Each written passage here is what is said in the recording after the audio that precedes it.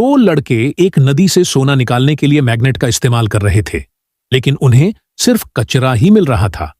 लेकिन जब उन्होंने 999 बार कोशिश की तो रस्सी अचानक असामान्य रूप से भारी हो गई। दोनों को लगा कि उन्हें कोई खजाना मिल गया है और उन्होंने पूरी ताकत से रस्सी खींची।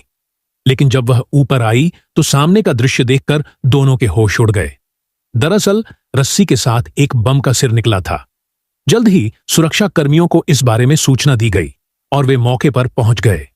क्योंकि कुछ ही दिनों में वहां खेल प्रतियोगिताएं होने वाली थीं, लोगों में दहशत न फैले, इसलिए जब रिपोर्टर्स ने सुरक्षा अधिकारियों से इस बारे में पूछा तो उन्होंने झूठ बोल दिया कि यह बम पुराने युद्ध के समय का था और अब यह निष्क्रिय है। लेकिन जीव विज्ञानी जीना को कुछ गड़बड़ महसूस हुई। उसके उपकरणों ने संकेत दिया कि पानी के नीचे कुछ और भी खतरनाक चीज है जो लगातार सिसकारियां छोड़ रही है।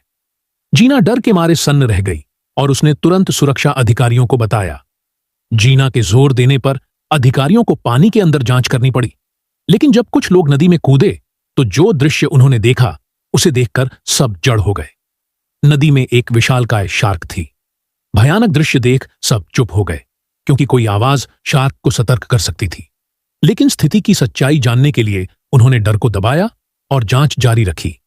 तभी शार्क अचानक गायब हो गई और उनकी घड़ी का सिग्नल भी चला गया।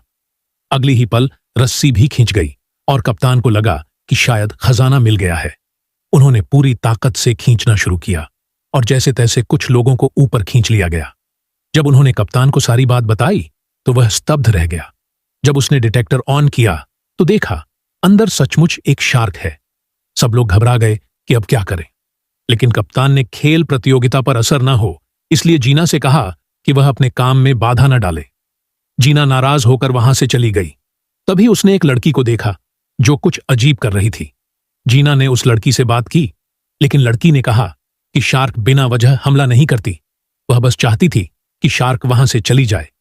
जीना समझ नहीं पाई कि क्या करे, लेकिन फिर वह कप्तान के पास वापस गई और सारी बात बताई।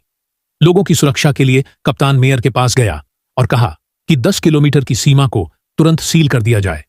लेकिन मेयर ने इस बात को गंभीरता से नहीं लिया, क्योंकि प्रतियोगिता पास थी और अगर नदी बंद कर दी जाती तो बहुत बड़ा आर्थिक नुकसान होता।